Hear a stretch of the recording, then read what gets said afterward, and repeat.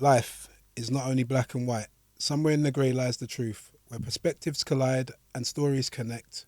Welcome to the Black, White and Grey podcast. Let's have a conversation. Hi everyone. Today we have Nonô. Was born in Brazil and shipped to London. That's what she says on her Instagram. Shipped?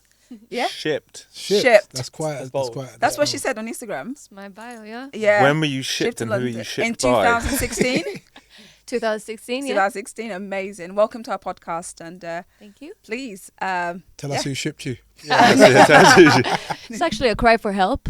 No, I moved to London when I just turned 18. Nice. So it was in 2016, and I came over here just to do music. Because, like, I started doing music when I was 16 years old. I did The Voice in Brazil. Hey. So, yeah, I was doing that whole reality, got introduced to that whole music industry over there. And I always wanted a lot of music, and I always had, like, big dreams of everything that I wanted to do.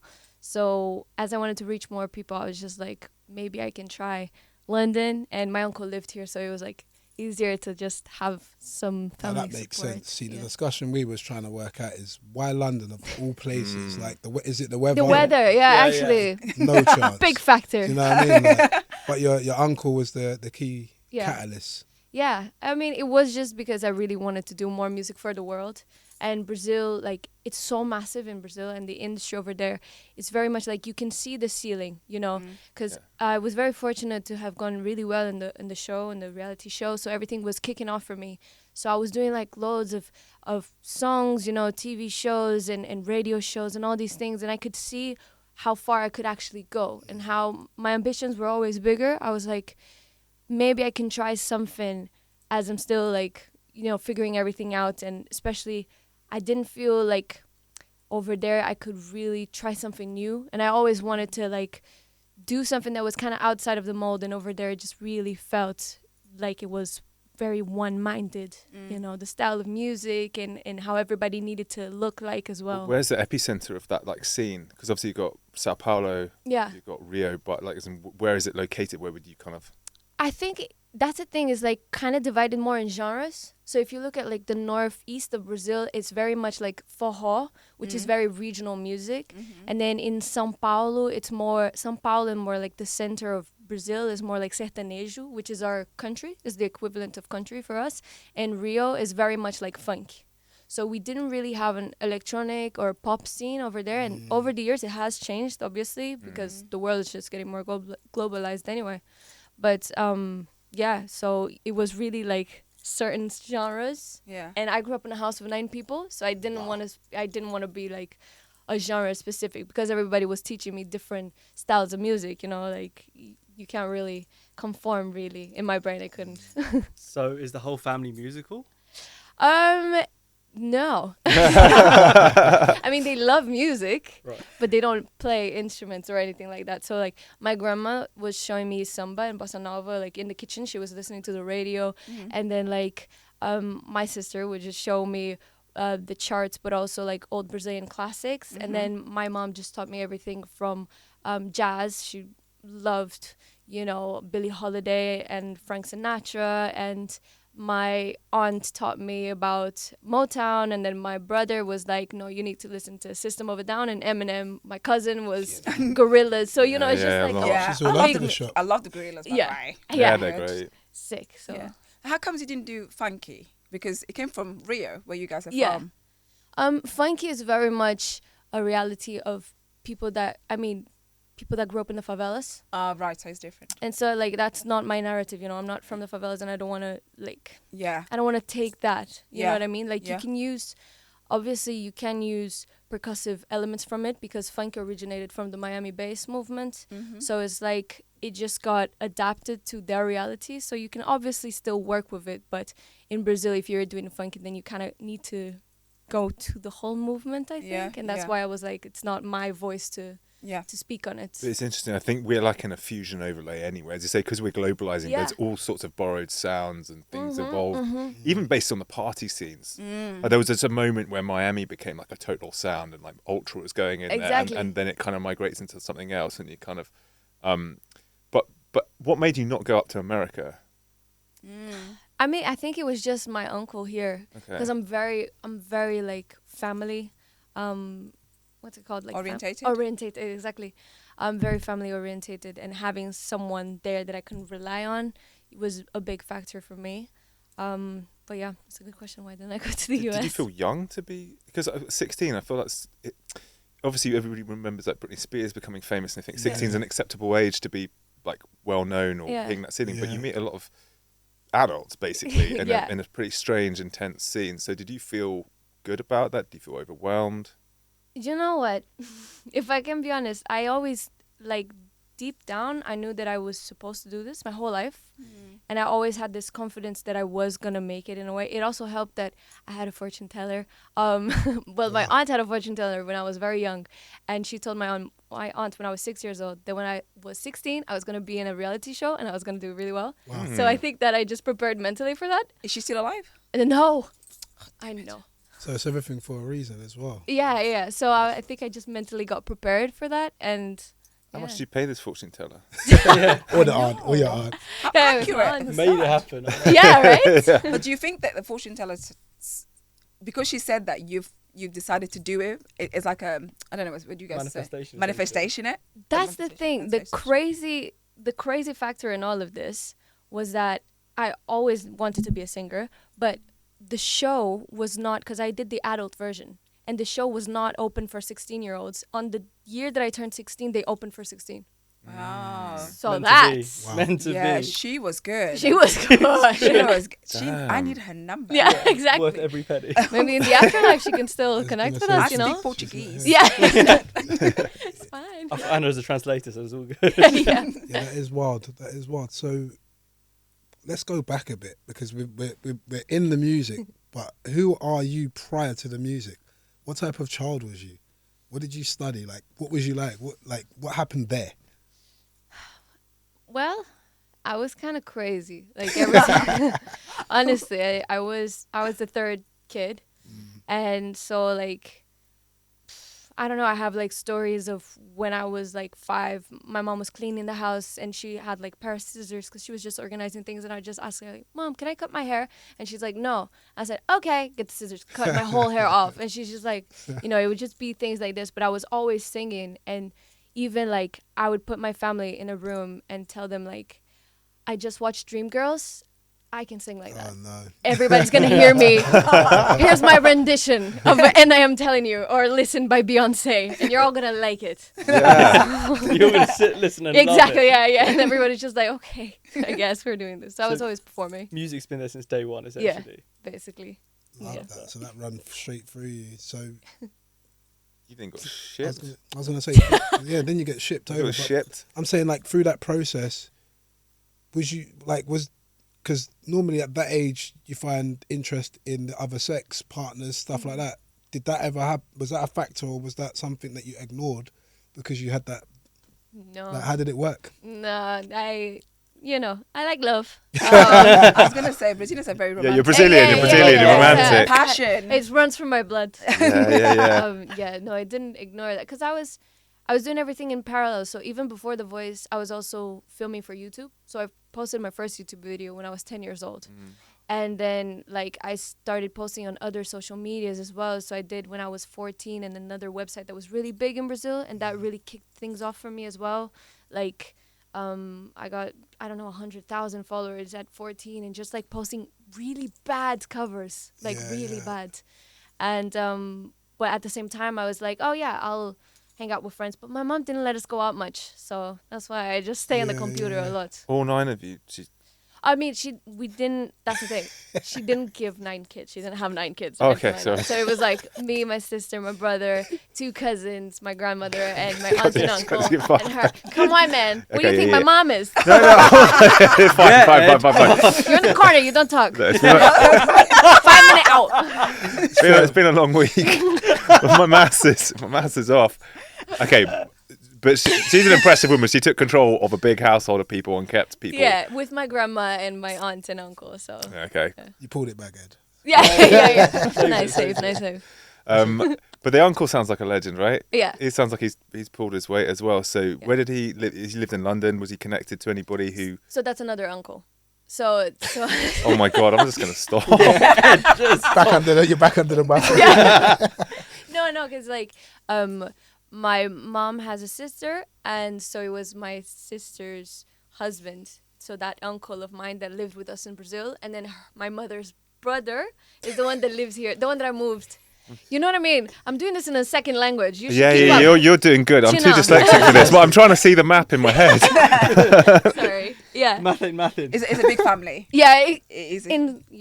Okay, so the uncle here in the UK, in London. Yeah.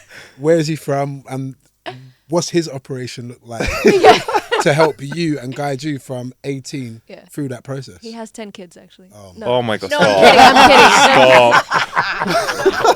Stop. Yeah, so he was born in Rio as well, and so he moved to the US when he was like 20 something, and then he moved to London with my aunt. So they have 2 kids, and when I moved here, they were just so like warm and just accommodating. They were lovely. They treated me like their 3rd child. So they've just been so good with all of that. So through that process, your career has just literally just kept increasing in trajectory. Was there a slowdown period? Was there like oh crap, I do have to start again? Oh yeah. When you moved to London, or literally? Yeah, I was gonna say it's a big transition. Living from Brazil to come to a new country. Did you speak English when you came here? Yeah. Okay. Yeah. That helps. Yeah. Well, I assume you must have done, because when you're talking about singing songs to your family. Yeah, I was singing English songs as well. Yeah.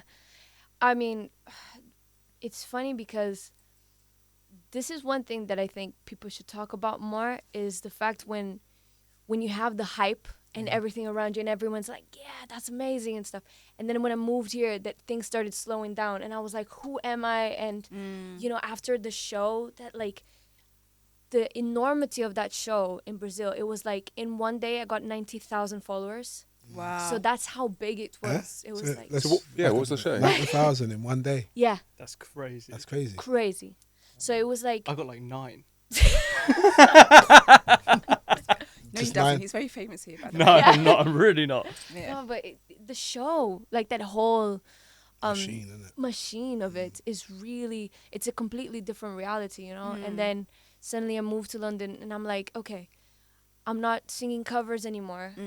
I'm releasing, in Brazil I was releasing my own song, but still it was like, didn't really know who I was and what I wanted to sing about and what I wanted to write. And really at 18, what do you write about, you know, like what have you lived? And you know, so I moved here and I was like, okay, I need to think about myself for a second. And then you start like, people aren't talking so much about you, and then things are like slowing down and you aren't getting that many opportunities. And then when you visit, people are like, oh, I remember you, and just being that like, Wow.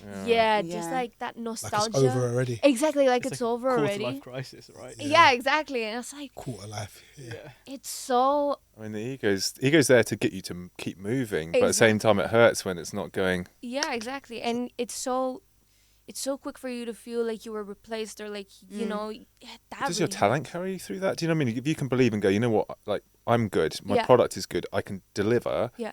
at least that makes you realise you're not crazy, right? Some people will be True. trying to be famous going, I'm trying, I don't really have any talent, but I'm trying. Yeah. But if you can fall back on that, I guess at least you can sanity check. It's true, but like here was a completely different... It's a culture shock as well. Completely. You know what I mean? Like We've just gone through Brexit at the time of 2016 as well, so Yeah. Yes, the indeed. UK was in a bad Yeah. place. Yeah.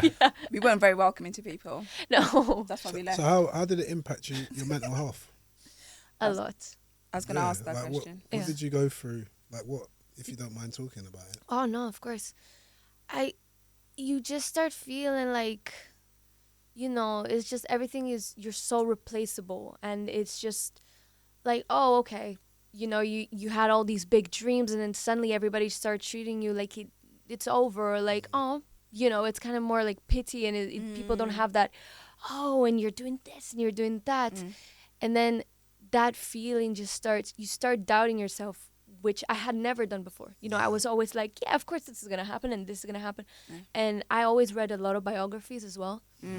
So I started comparing myself and my timeline with people that I was reading the biographies of, you know, and then you see like young artists popping up, and then you start feeling like, oh my God, and I'm not releasing the songs yet, and I'm not doing this. And then you just slowly start getting more like in your shell, and then you yeah, just look at things very differently. So did you feel like an imposter? Was it imposter syndrome starting to kick in? Kinda, a through that little bit, process? but then at the same time, I had done a show, so I had already proved my worth. But at the same time, I was like, you know, there's more to just like being on the TV. But then you're telling that to yourself, but at the same time, you're thinking, is there? You know, should I be doing this? You know, I should be and talking more. I should be doing more, and you don't really allow yourself the chance to grow and to discover, because you're occupied with other things that shouldn't really take the center stage of your mind, you know. At any point did you feel like going back to Brazil and say, forget London, forget world domination through England, let me go back to Brazil? A part of me like thought a little bit, but I'm so like proud that I'm like, I don't want people to think that I failed. You know what I mean? I was like, no, I need to come back. Yeah, oh my God, my ego is crazy. Honestly, I need therapy. Like I said, it's the word backward as well, isn't it? It's like the association with it. You've got to kind of keep falling forward to wherever that takes you. Which... Exactly. And it's like, you know, it's very easy to give up. And it's not even giving up, right? Because I would still be doing music regardless, you know, regardless if wherever this takes me or not. Like if I went back to Brazil, I'd still be doing music and stuff. But I just really had to repeat to myself that if I want to be an artist and if I want to leave my mark in the world, then I can't be doing what everybody else is doing. You know, I need to find my own voicing. I need to find my own message, and I need to share that with people. And if I'm like focused on the success, everything that is happening now is very much like what went viral. You know, it's like a moment, and I don't want a moment. So I know that I need to take it slow, and going back to Brazil would just prove that I wanted a moment. You know, you don't have a career like that. Because the music industry is tough, right? It churns and spits out artists day in, day out. How did you... So first of all, music being your passion, did you ever, when you started doing it for work, did it ever start becoming work rather than love? Yeah. More recently that. Really? Okay. Because I was working a lot. Like the past 5 years, I got signed in 2022, but before that I was already doing sessions. But from 2022 until 2024, like 2021 actually until 2024, I was doing like sessions every day, and like sometimes 2 to 3 sessions a day. Where I would start at 10 a.m., I'd finish one at 6 p.m., start another at 7 p.m., and then finish at midnight, and then start another at 1 a.m. and finish at 4 a.m. So that is just like, what am I doing? This isn't a marathon, but I felt like I was constantly trying to meet everyone, which is great, right? You need to, this is a networking industry. But I just felt like this is taking the joy out of me. Like I don't have anything to talk about. I don't have anything to write about. And you're just grinding and you don't even stay happy with what you accomplish. Like you finally do a session with a producer that you really wanted to work with. And you're just like, okay, but I need to do this other session next, and I need to do this other song and this and this and this and that. It just takes out the love. You never get to celebrate the small moments because you're constantly going for what's next and what's bigger. Exactly. It's really tough. Yeah. But I guess you're a byproduct of taking like massive action, right? Like I think the uncomfortable moments in life is you're taking so much action, it'll take a while till you look back and see how far you've come. And if there was the version of you that sat there imbibing it, you'd go, I didn't get as far. Yeah. Because you're right, like all the things that will come in now, I guess like even just your vocal dexterity and kind of keeping your singing voice maintained at that point in time is like a bit of a head screw. And I suppose like you don't get to enjoy being creative either, because you're just in the machine, right? But is that what the machine wants, right? Does it That's want your exactly- best creative endeavors, or does it just want production, entertainment, That's it. collaboration, the right sound, the right look? I've got a question though. Could you have done it independently? I did start it independently, and my label is not a major label as well. So it is an independent label. Yes, you can, especially nowadays, anybody can release a song, right? But it's still really hard. Like even when you are signed, you need to put in so much of the work. Like you need to do all the content yourself, you need to do all the songs, and you need to think about the producers that you want to work with. Obviously the label can help with maybe you can work with this person that we also have on our roster, but at the same time is like I had years of network already developed, that I already knew the people that I wanted to work with, and like, yeah, doing it independently, I think it's as much work as a major label or indie label. I think it's the same amount of work nowadays. However, the majors have like a connection of like, you don't need to think about the marketing budget or something like that, you know? Yeah, that's true. That helps. That's true. Yeah. What? So you go now. No, go for it. I was going to say, what if you were going to chart the lever points that notably made a difference along that journey? Are there distinct moments where you go, that leveled things up, that took it to another level again? That's a good question. I think, let me just think. Really doing the amount of sessions that I did, even though it was bad, it was really good, because I was working with people that then would recommend me to work with another bigger session. So the fact that I was just throwing myself out there and just doing all of these things, that really helped, because then like, one minute you're working with this producer that you just met and you got along really well, who you're friends with, and then he introduces you to his manager, who's a really massive songwriter, and then she's like, oh, let's work together on this, and then suddenly you're writing a song for Charlie XCX, and then you get like a platinum record, and then it's like that leads to your publishing deal with a great publisher, and then that leads to your record deal. You know, everything's a butterfly effect in this. That's industry. crazy, isn't it? That's amazing. That is crazy. Like if you're outside, you're screwed. Yeah. Like, Yeah, literally, yeah, like, that if is you're true. outside, you're effed. Like, what are you gonna do? Wow. Yeah. So let's fast forward a bit. Looking on your IG, you saw that you had an accident this year. Yeah. Would you like to talk about that? Because that must have been a life-changing setback, moment. yeah. Yeah. Because it didn't look good from looking at you. Looked like you went through it. So Yeah. And I'm still going through it. what actually happened? So I was in a camp. I was working in the Dominican Republic. I'm going there as well. Sorry? I'm going there in July. You're going there. I need to Well, be careful. you know. This is well, please. Yeah. So we were staying in this villa where we were working. It was the DJ's villa. And I had been there before in October. So we all get along super great. Like, I'm very lucky that I get to work with friends more than like, you know, business partners or something like that. Serious people. They are serious. Sorry. And we were in the session and we were writing songs together, and we usually used to play like pickleball. And the courts are right next to the house, but we take an ATV to go there. And we did this every day. And this was my last day there. I was gonna go the next day to Miami to celebrate my sister's birthday. And I had just finished writing a song with my friend, and everybody said, oh, let's go to the pickleball courts. We went to the pickleball courts in the ATVs. And then when we were coming back, one of the friends suggested, oh, should we do a race? So I've had a motorbike crash on account of exactly the same thing. Someone's like, let's have a race, and you're like, but like, I'm not stupid. I am kind of stupid, but I'm not that stupid, you know, because one of the guys there, he used to kart professionally. Like, he used to kart with Lewis Hamilton. So I know that's not my race. You know what I mean? Like, I know that I'm not going to race like them. Yeah. So I'm going to stay behind, because it was 4 people. And then the 3 of them went ahead. They were like 80 kilometers an hour. I was behind. I was enjoying being last and just having a good time. And then there was a speed bump, and I tried to slow down. The brakes didn't work. So I just went flying head So on it's the pit. almost self-inflicted.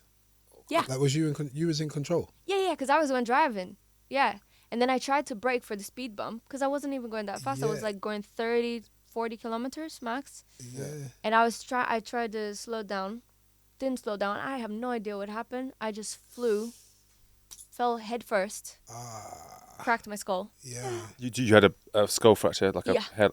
Oh, yeah. No, It's fractured. Fracture. complete Oh my fracture. God. I had 30 stitches. Did you have to my head. because sometimes when you can fracture your skull, you get the cerebral spinal fluid can drip out and stuff. You had that. No, I didn't have the drip outs, but I had a concussion immediately. So like, the funny thing was that I didn't faint. Yeah, you right. wouldn't have. So I just hit my head, and I completely scratched my back. So my back is still healing. Yeah. And it was from burns and stuff. And I immediately got up. Yeah. And I was more worried that I had broken the ATV. And I was like, they're never going to invite me to work again. Yeah, the adrenaline was kicking in. Exactly, yeah. I was like, I was in a lot of pain, and I was shaking a lot. Yeah. But I was more embarrassed. It's embarrassment. Yeah. I was like, I'm in last, and I crashed. No way that just happened. Yeah, exactly. And I was like, I got up immediately and I tried to lift the ATV, but I didn't even have the strength to do that. So I was just like, what is happening? What is happening? I'm just like shaking and my back is burning. And my friends came back because one of them also crashed ahead. Oh no! What, they're going even faster? The guys that were going faster, yeah. The racers. The racers, yeah. And one of them, like, he opened his hand, so his hands was bleeding. Wow. And then they came back and I was like halfway on the floor. And then they started talking to me and I was just saying, like, I'm fine. I just need to sleep. Just give They're me like, I seen your back. You're not fine. Yeah. Like, I just need an ibuprofen and I'll be fine. I just need to sleep. Yeah. And then suddenly they were speaking to me and I couldn't understand anything anymore. Yeah. Absolutely. Like, it sounded like they were, I don't know, speaking like in a tribal lingo to me. And I was like, why are you guys doing this to me? You know? Yeah. Started hallucinating, basically. Yeah. Did you pass out? No. I mean, in the ambulance afterwards, I was very sleepy. Like, there were moments that I was sleeping, but didn't pass out. And then the whole time I was like, guys, it's not that bad. Just let me sleep and I'll be fine. Like, I'll wake up. Because it's fractured, right? Your brain, the skull is fractured. The skull is fractured, yeah. So and I had a bleeding, right? So Could they see the bleeding? It was like tiny. The bleeding was internal. It's internal. It's blood in the brain, right? That's why you start hallucinating. Yeah. I lost 3 liters. Yeah, that's of what blood. was going 3 on. liters. Wow. Yeah, I had to have 2 transfusions. Oh my god. From it. That's this year, by the way, isn't it? There's a what? That's this. This happened this year. Oh yeah. 2025. Like this was is 2 recent. months ago. Yeah, this And is and recent. the residual effects, as in, do you still get headaches? Do you still get like brain fog?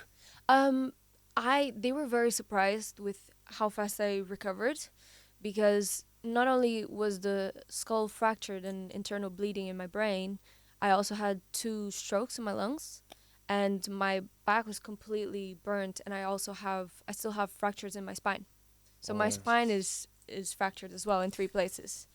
But surprised that you're up and walking. Well, that was the thing, like, because they say that even when you crash and you hurt your spine, you're not supposed to get up. Like, you're supposed to be... Yeah. No, I read... do you ever remember the guy who played Superman, who came off a horse? Yeah. There's a really good book he wrote about basically what happens when you fracture your spine. And you're really lucky because if the swelling or goes around any of the nerve tissue, it will kill it so quickly. Yeah.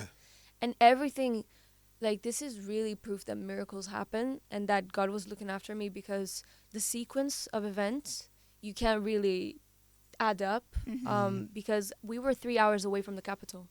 So there's no hospitals around. We needed to get an hour and a half for the first clinic, and they didn't have an MRI, like, or a CAT scan machine. They didn't have any of that. So they sent me to another hospital that had the machine, and they were like, she has internal bleeding in her brain and she needs to operate now. Yeah. And then they didn't have the equipment there, and they sent me to a maternity. Yeah. And by a strike of luck, the guy that was looking after me, like the intensivist, I don't know if that's the word in English. Yeah. He was like a buddy of mine. We went to uni together, and he like went on to study neurosurgery. Yeah. He doesn't live in the area anymore, but I'm gonna try to call him and see where is he, because the maternity didn't have neurosurgeons around, and this was already, I don't know, I think this was 10 p.m. now. And this is DR as well. You know, like, that's wild. Yeah. And then he called him, and he appeared, and 3:30 a.m. I was operating, and he was like, if we had taken a little bit longer, because I also don't have a health plan, a health insurance. They were like, you'd probably go to another hospital, and you'd have to wait until, like, wait on the list, basically, 8 a.m., and you would probably not be speaking or walking. Right? My man just popped out of nowhere like some witch doctor. Yeah. Said, I love He's like, I'm in the area, 3 a.m. What are you doing in this like, area? what are you doing? Yeah. He's like, that's not important, but I'm here now. That's amazing. So- that is phenomenal. Can I ask? Obviously, it's quite a traumatic experience. Yeah. I mean, I've had some big car crashes, and Really? I fell off a longboard when I was young, and my brain was bruised, bleeding, Oh my God. and I had a big swell in my brain. So I lost my sense of smell. Oh my God. Have you got it back yet? 3 years it took. Oh, wow. The doctor said 2 months you'll be fine. He said, don't worry about it. I said, Stock, I just had some Krispy Kremes and I can't taste it. He said, it's fine. You'll be fine in 2 months. I came back, I was like, I'm not fine, man. I still can't smell.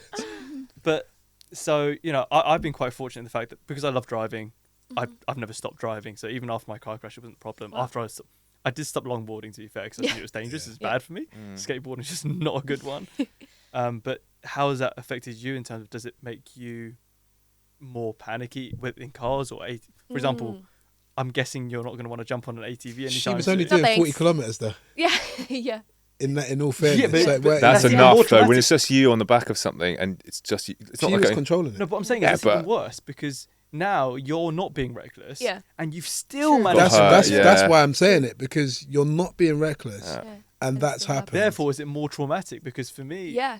I mean, to be fair, when my car crashed, You I was fell being asleep. reckless. No, I fell asleep. Oh. Did you? Was- Jesus. Oh, you was For like a young, second. innit? I was 18 at I the do time. that a lot. That's- Girl. No, but my car drives itself now. so Allegedly. I- Oh, okay. Allegedly. My Yeah. God, Allegedly. yeah. Allegedly. Yeah, Allegedly. you don't fall ever. Allegedly. Allegedly. But yeah, how has that affected you in terms of experiences like that?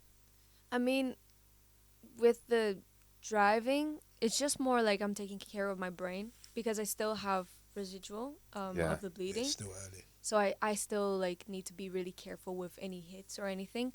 I don't think I'm gonna be on an ATV anytime soon or a skateboard. But I would wear helmets. That's one thing. Were you not wearing a helmet? I was not wearing Are a you? helmet, which is big mistake on my side. I think it's more of the emotional. The biggest change for me is more of the emotional. It's confidence, side of it. right?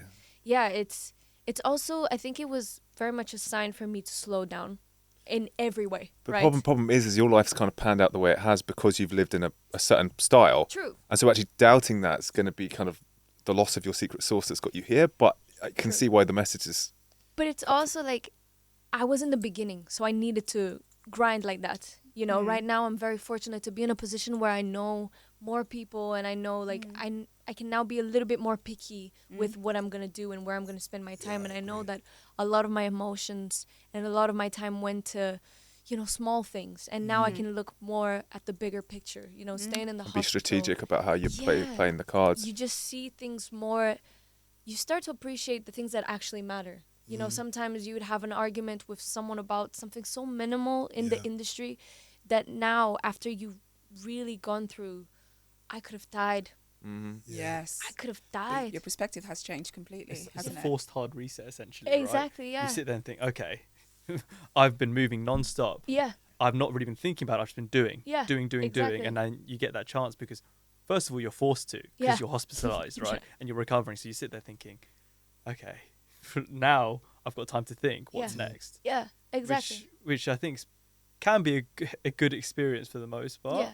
You know, it's come from something obviously negative. Yeah, At the same time, But the funny thing is, and I think what you've said that's really good is it was a good thing because you needed to rest, but you just didn't recognize it at the time. And even though it forced you to rest, which made it a good thing, it's also giving you time and space because it could have been worse. Something else could have happened later on down the line exactly. that completely wipes you out. Exactly. That is so true. And it's funny to think that I've had so many signs for me to slow down. Like, I've had a throat bleeding How does that work? from overwork. So from vocal cord damage. Yeah. So it was Wow. because I got sick and then I didn't recover. So it was basically 2022.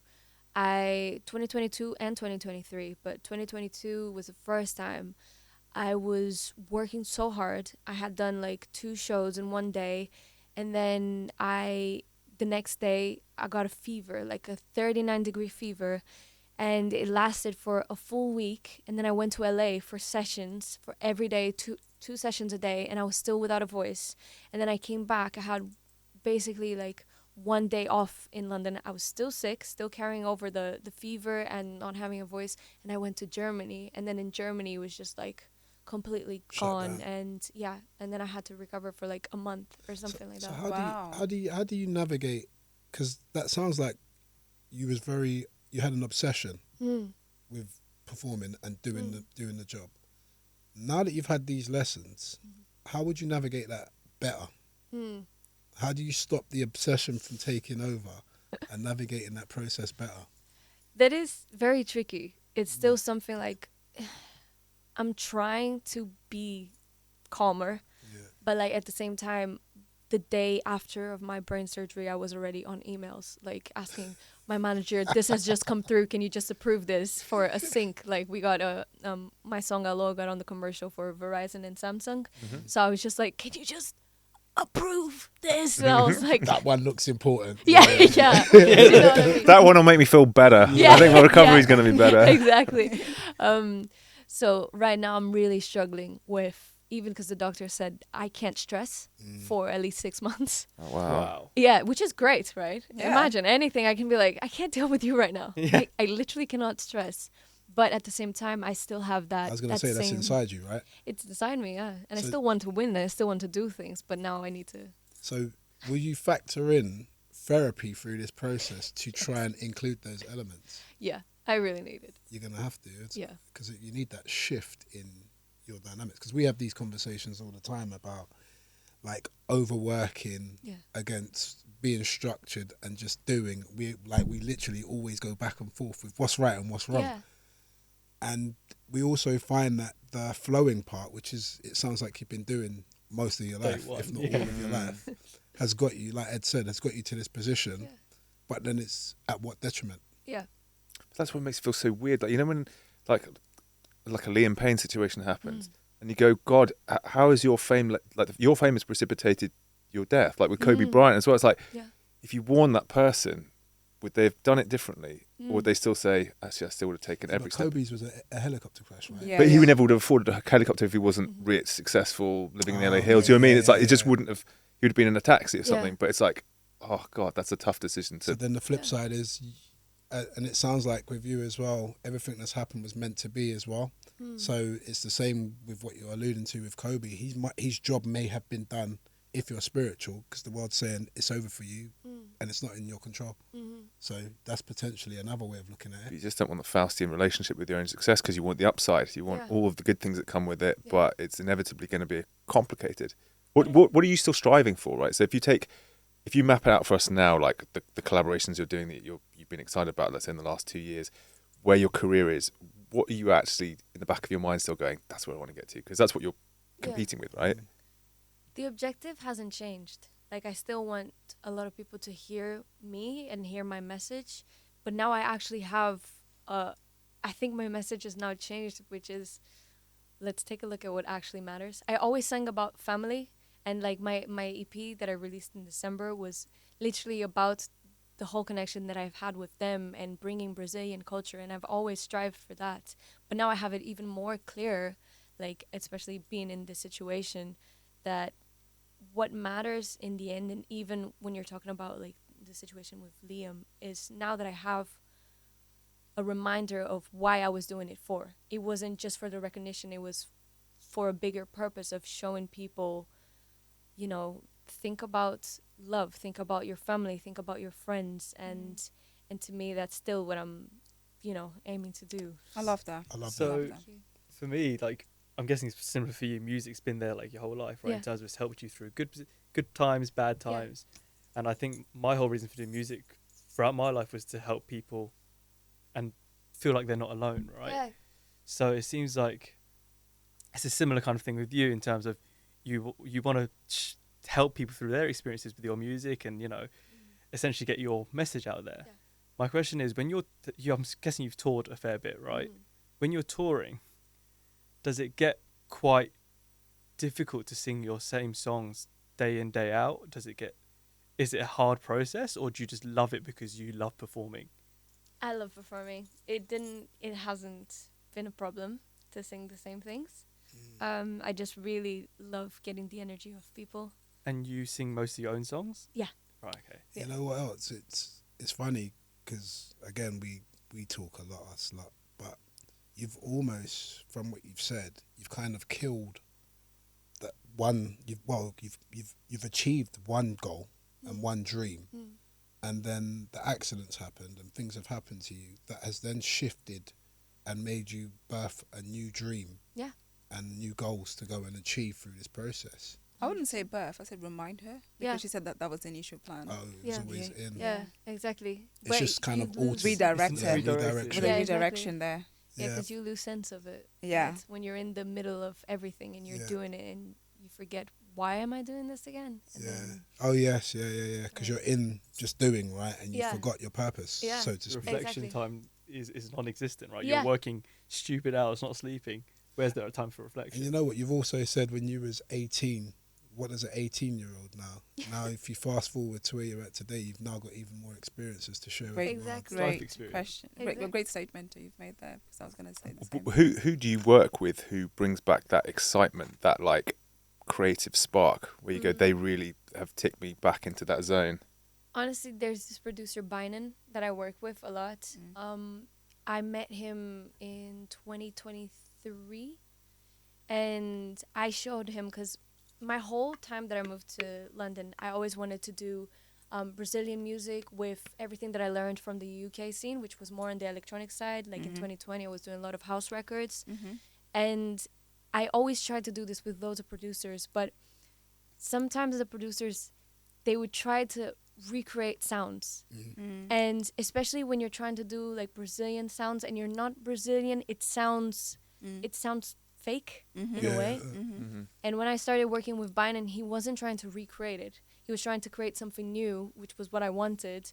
And from an outsider perspective of like, okay, you're the Brazilian one, you'll bring the Brazilian elements, and I'll bring all the things, all of his experiences and everything that he's worked with in the UK or in the US.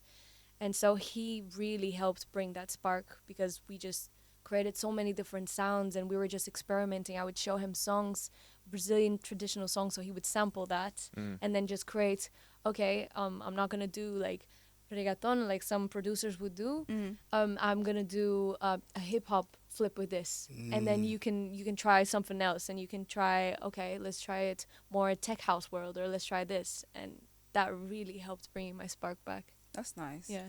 I think you need advocates, right? It's a complicated industry. And have you watched the Avicii documentary? Sorry? Have you watched the Avicii Yeah. documentary? Because that to me was like illuminating how kind of, in some ways, how unglamorous it's behind the scenes, but how people kind of form these islands of creativity. Because obviously everybody wanted to work with him at some point, but he's like, I'm going to jam with some people because otherwise I'll lose myself in all the optionality, all the possibilities. And so I guess you're getting faced with those choices of you could work with lots of people, but actually you may be better off working with some people. Yeah. And you said you worked with, when did you work with James Hype? Because we were talking about him before. So I did his camp end of last year. Okay. Yeah, so I was fortunate to work with like Joe Corey as well, and like I did backing vocals for David Guetta, and I've done a lot of things like that. But how does he approach you to do that? So when David Guetta, you do backing vocals? so it was a friend of mine that was his producer. Okay. And Remember the then- network? Yeah. Right, Yeah, right. yeah, yeah. Going, innit? But it's sort of I like mentioned this today. configured at a distance type thing. Yeah, Okay. yeah, especially with DJs, like they're always touring. So, you know, it's very rare for them to be in the room. Joe Corey was in the room with us when we were writing Out. But with, you were saying about the Avicii documentary, it's true. I guess you surround yourself with the people that you work with best, because it also helps you stay authentic, right? Because if you go to the top producers and to the people that are, oh yeah, this guy and this woman did like the record of the year and that, and it's just like you're just trying to recreate someone else's formula rather than staying in your own and being authentic. Just away from this, do you actually go out? No. Because it just sounds like you just work. Like all we've done is talk about work, right? No, sir, I do not go out. Do you go out? Like, do you have fun? What do you do Yes, for yeah, fun? so what do you Who do for are fun? you? Yeah, Like, what do you do? What's Well, fun? outside of the music. I have a lot of fun in music. That's the thing. No, but we're not having that. We're not having that. That's easy. Fine. I really, that's the thing. I grew up and I didn't go out much. So for me, it's just, I'm a natural stay-at-home person. I play a lot of video games and I read books and I watch movies. So Like video that's it. games. Yeah, are what fun. games you play? There you go. Right now, okay, I grew up playing like all the PSs, so I was playing PlayStation a 1? lot. Like Crash Bandicoot? One was my brother, yeah, Crash. Bandicoot. Crash And Bandicoot. Tony Hawk. Yeah, that's PS1. PS1. Yeah, with Tony Hawk as well. Tony Yeah, Hawk, Tony yeah. Hawk. Yeah. Oh wow, yeah. So PS2 as well, but it was more like Dynasty Warriors and Battlefront 2. And then nowadays, I play Fortnite. She's a unfortunately. gamer. Gamer. She's a gamer. Yeah. That's the fun. Yeah. But That's fair enough. That's Side fun. things are going to be Twitch streaming next. Twitch streaming on. Yeah. I don't watch Twitch, but I have thought about streaming because I I was do gonna play say. well. Well, exactly. If you're good, Do you know what I mean? got a personality. I mean? That would be good Like- as well, though. You've got a personality. You Yeah. should think about doing the Twitch stream. for But sure. there is a thing to say about taking your enjoyment and leaving it as enjoyment rather Yeah. than turning it into another Fair. income stream, right? You're like, because then Twitch would then become work again. It is Yeah. work, yeah. There's no And then you've downtime. got nothing else. As music is work. Yeah. Gaming is work. Yeah. Work. Yeah. But it's also tricky because I feel like nowadays when musicians they start doing something else, then they get categorized very easily. Like it's very easily for like, you know, oh, an influencer became a musician, or, you know, and then people kind of lose and they think that you are a gamer first, or you know what I mean? So I guess I'd be very nonchalant in my approach if I ever did streaming, which I had thought about doing, but yeah. Because isn't like, I guess like Grimes opened up that association between being like a gamer girl and she did her music as well, so it kind of had trodden a path for. Could be what about an actress? Actress. Mm. Oh, I'd Actor. love to act. Yeah, I act There you every go. day. I act like I'm fine. No, I'm kidding. Crazy. It's fair enough. That's fair, yeah. Fair enough. Yeah, acting would be a good one, I think, Yeah, I'd love to. because you sound like you like just scrolling through, looking at you, and now talking to you. You've definitely got a character. Oh man, thank Definitely you. that. Yeah, definitely. Yeah. I really like your Thanks, guys. personality. And I don't say that lightly. Well, it's easy to be. It's easy to be larger than life, right, and have it be a bit of a hollow projection. Do you know what I mean? Because some people go that caught wind. Like, we'll never meet him, so hopefully me talking out of school. But like Tekashi 6ix9ine, right? He came up and he had this crazy look, and it all felt very bubblegum. And if I was scrolling through social media to go, oh, I'm going to stop on this because it looks a certain way. Yeah. He could be. I don't know. I'm not going to get into it, but you know what I mean. Action strays. It can feel, it can feel a little bit like people could then copy that and go, well, I'm just going to exaggerate how I visually look. Yeah. And like a lot of the SoundCloud rappers for a period of time, like, you know, But what the that guy was with the diamond era, in his right? head or something. Yeah, but that was that era. That Yeah. era went through that whole bubblegum look, tattoos on the face, Molly's, that whole. Yeah. Has it stopped? Yeah, I think so. I think so, because there was a lot of deaths through that period. You had my God. XXX. Yeah. Yeah. You had a lot of them, and that sound I thought was beautiful. Though Interesting. I enjoyed that sound. It was quite introspective. It was quite sort of grungy and sort of Yeah. melancholic almost. What I didn't like was the lyrics. I think the lyrics of that was sinister, but the sound I just loved it because it was emotive. You could feel it. You You could brought feel that their pain. lo-fi as well. It was lo-fi. You could feel their pain. Yeah. Yeah. But yeah, you're right. In terms of imagery, We're spoilt now, actually. If you think about it, it's got me excited again, thinking, God, there's lots of things wrong with our generation, but we're spoilt for the choice of music. The fact we've all got phones True. where we just get the whole world's catalogue of music at our Yeah. fingertips, that is incredible. Very true. And can fall into sort of matching, you know, algorithms and stuff. It's funny you speak about this because I was in the car yesterday with my mum, and she was listening to the radio, and I was like, and we're listening to ads, right? And I was thinking, who listens to this anymore? Because you've got right, and I was like, Mum, you realise no one really listens to radio, right? And she was like, I do. And I was like, yeah, no, I get that. But at the same time, you've got so much access to the music you want, and with Spotify and having the algorithms to discover new artists and things, you know, it's so broad right now, and not having to listen to ads. But I think that we're gonna be changing that again. Really? Really? Back to Because ads. We have not to ads. I hope not. You've got a musical ad, did you say? What was that? Ad one we Oh first yeah, did? yeah. But Let's my sync. song is in the Let's- background yeah. of Okay. the ad. She Fun. loves ads. Yeah, I love but it. make that I love ads. Cash money. Yeah, absolutely. Sponsor one. Contact me. I'll go for it though. Why do you think it's going to change? Because, funnily enough, we have so much access to everything Mm. that I think as an audience, we're getting a bit overwhelmed, and we kind of miss the curators. I think it's like the point of radio was that you didn't really have to think about it, and there's someone creating your vibe. But at the same time, it's like nowadays we know exactly what we're feeling, and this music is gonna be resonating with my emotions right now. But I feel like right now we might be seeing a resurgence of curators and people going back to, actually, I want people to choose for me. Yeah, you but know?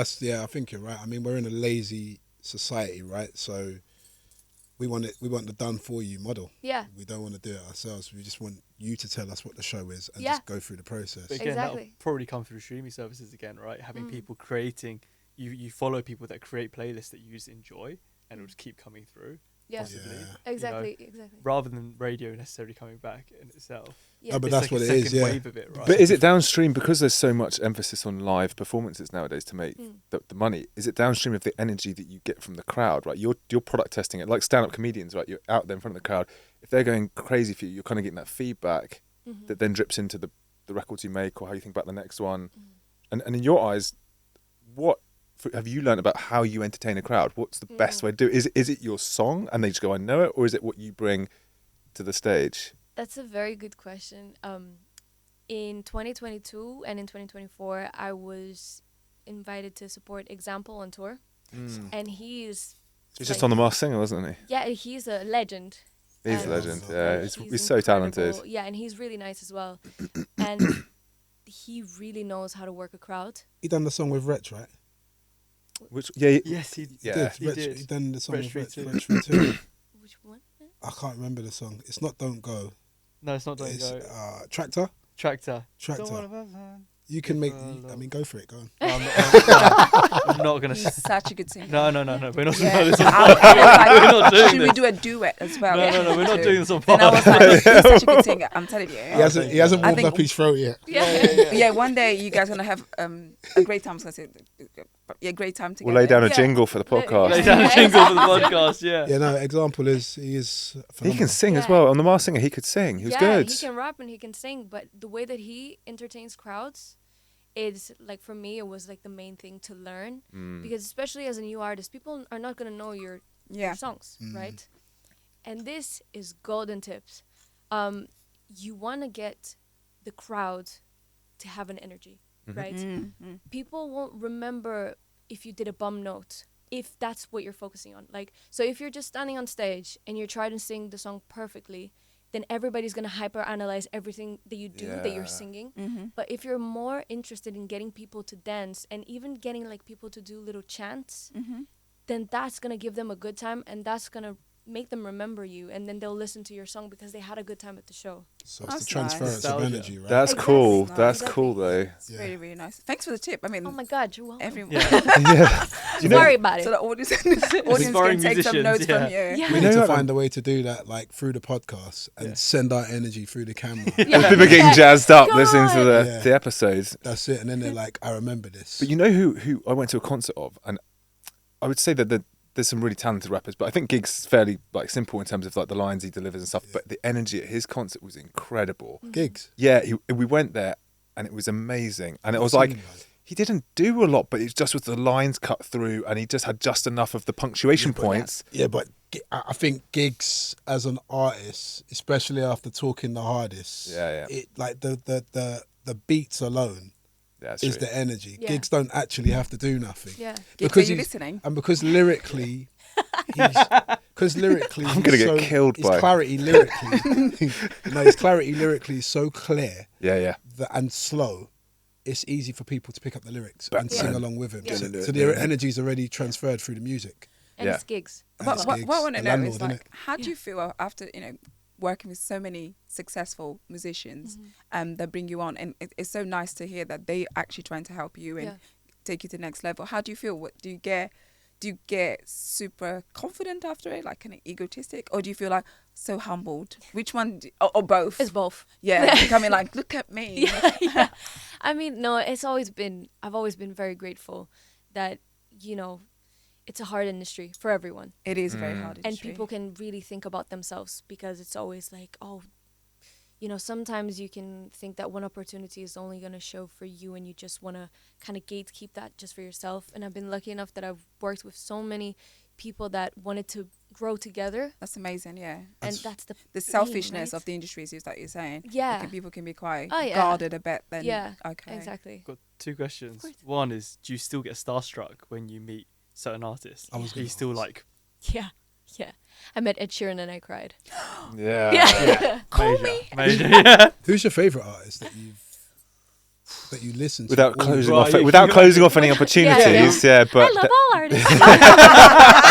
We'll go with who you've she met. loves We'll go all with who ads you've and met. she loves all Artists, artists. yeah. We'll go with who you've met. Who's the favourite artist you've met? That doesn't close As off whether you've anything. worked with them or not. Just Met. you're really throwing deep Ray. water. Really? Yeah. Yeah, Yes. Ray and Ed Sheeran. She went to the same school as me. Really? Oh, sick. Did she? Who's Ray? She's super good. Singer. Okay, I need She to. had You well, clearly she's don't. been she did loads of dance hits, like Yeah. and then she released her own album 2 years ago, I think. Yeah. And then that one just went off. That's crazy good. She's How amazing. does that make you feel like when you see other artists that were potentially at the same stage as you taking off and you like, It's fantastic. yeah, Yeah. that's good. Yeah, exactly. I mean, there's always the ego, right? You're always trying to compare yourself. Yes. And then you're like, oh my God, there's not going to be space for me. Because you used to read the biographies and used to compare yourself to them. Exactly, And now yeah. you're meeting the celebrities. Yeah. And do you feel the same way? Yeah, and then it's like, you need to, and this is me being completely honest, you need to quiet down like that part of yourself that is like, oh, you know, they did it, but it's like there's space for everyone and everyone's doing a different Nice. But you also can't jump I love that. the fence to their sound. Sorry, Brendan, question too. thing. Yeah, sorry, yeah, exactly. Is there an artist alive or dead that you'd still love to work with? Who would you love to work with most? For me, it's Frank Sinatra. That was my. That's You my got grail. that kind of bass in your voice. Thank That you. depth. Yeah. No, but that was my grail, right? Yeah. Obviously, we'll never get the opportunity now. But is there? Have you got that person for you? Dead or Biggest- alive? what's Yeah, that dead bigge- or alive. What's that biggest inspiration? Kind of, but someone you'd have loved to work with. Man. There's so many people, like different genres as well. We'll give you 3. Okay. I'd love to work with Rosalia. Okay. She's really sick. Paul McCartney, legend. Yeah. I mean, there's so many. So the worst question to ask a musician. Yeah, exactly. I mean Rihanna. Yeah. Right? Riri. Fair. Riri. Yeah, I kind of got that Riri vibe from you still. Oh my God. That one matches. I think that one matches perfectly. Yeah, I can see it Collab. now. Yeah. Riri. Riri collab. Ring me. The Paul McCartney one just threw me off like, Paul. Yeah, But then yo. remember, Riri did a song with Paul Yeah, McCartney yeah. and Kanye West. There So you go. you see, True. there's a I think correlation. I think No, no, Kanye's no. got some time on his hands. So if you can work with him, With who? Who? what? Kanye West. Yee. Yeah, We don't talk about yeah. it. I love you, but we don't talk about Yeah, him right oh now. man, He's in hot water, that it's guy. sad. Yeah, sad times. But where can people find you? Anywhere, Instagram at Nonô official, TikTok, Nonô music official. Oh my God, I should know this. Yeah, just Nonô, Spotify, Nonô with a little hat on the second O. And if there's a message you want to give the audience, what would the one message be? Focus on what matters and the reason why you started it all. It's all about love. Yeah, I Love dig it. that. I love that. Right. That was gangster. Yeah, it was gangster. Now we got to end right there. Yeah. That's the end that of was the show. sick. Thank you Thank very you. much. Thank you you so very much. much. Muito obrigada. Thank you. Obrigado. De nada. Don't do that. Don't do that. Yeah, yeah, of course.